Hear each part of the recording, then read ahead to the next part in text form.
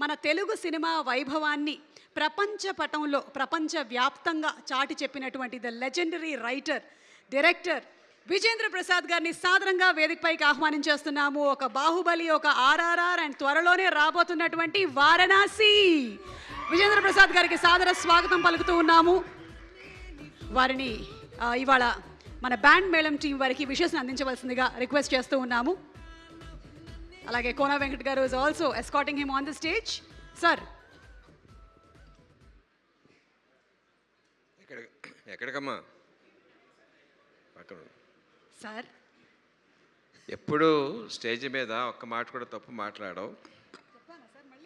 ఈ వేళ ఎందుకు తప్పు మాట్లాడావు? ఏంటి సార్ అది? ఈ వేళ తప్పు మాట్లాడావు. ఏం మాట్లాడావు తెలుస్తుందా? ఏంటి సార్ అది? ఇక్కడ సినిమా టైటిల్ పేరేంటి? బ్యాండ్ మేళం.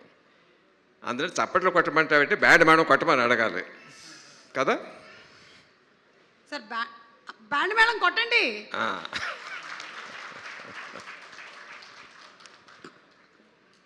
మామూలుగా మ్యూజికల్ ఇన్స్ట్రుమెంట్స్ వాయించాలంటే గిటార్ ఒకడు వాయించుకోవచ్చు, తబలా ఒకడు వాయించుకోవచ్చు, లేకపోతే హార్మోనియం వాయించుకోవచ్చు, ఫ్లూట్ వాయించుకోవచ్చు. బట్ 10 మంది వాయించాలంటే వాళ్ళందరి మధ్యన కోఆపరేషన్, కొహెషన్ ఉండాలి. దానికి ఒక కండక్టర్ ఉండాలి. అది ఎంతమంది ఉంటారు? మహా ఉంటే 10 మంది ఉంటారు, 15 మంది ఉంటారు. బట్ ఈ సినిమా అనే బ్యాండ్ మేడం కరెక్ట్గా వాయించాలంటే ఎంతోమంది ఆర్టిస్టులు, డైరెక్టర్లు, వాళ్ళ స్టాఫ్, ప్రొడ్యూసర్ వాళ్ళ స్టాఫ్, టెక్నీషియన్స్ 100-200 మంది ఉంటారు. ఇంతమందితో కరెక్ట్గా వాయించాలంటే that all depends on the one and only one person, Kona Venkat గారు. ఎవరినైనా మన సాయం అడిగితే మనిషి తాలూకు మనస్తత్వం ఎలా ఉంటుందంటే, వీడు మనకి ఇద్దరికి ఏమైనా సాయం చేశాడా, ఈ చేస్తే మళ్ళీ మనం ఎంత అడగవచ్చు వీడి దగ్గర అన్న మెంటాలిటీ సహజం. అది తప్పేం కాదు, మానవ సహజం.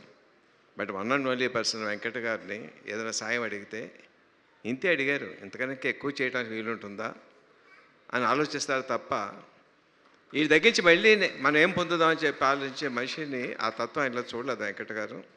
ఎర్ ట్రూ ఫ్రెండ్ అండి, ఎర్ ఫ్రెండ్ ఇన్ డీట్. సో అట్లాంటి మంచి మనిషి తాలూకు ఆధ్వర్యంలో చాలా బాగా వచ్చి ఉంటుంది. అందరూ చాలా వాళ్ళ పనులు చాలా బాగా చేస్తూ ఉంటారని నా పరిపూర్ణ నమ్మకం ఉంది.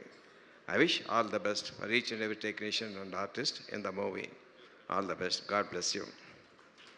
ఈ బ్యాండ్ మేళం సినిమా మార్చి 26 నుంచి అలా మోగుతూనే ఉండాలి. చూసిన ప్రతివాడి గుండెల్లో, ప్రతి ప్రేక్షకుడి గుండెల్లో మోగుతూనే ఉండాలి. అందరి టెక్నీషియన్స్కి, అందరి ఆర్టిస్ట్కి చాలా మంచి విజయం చేకూర్చాలి.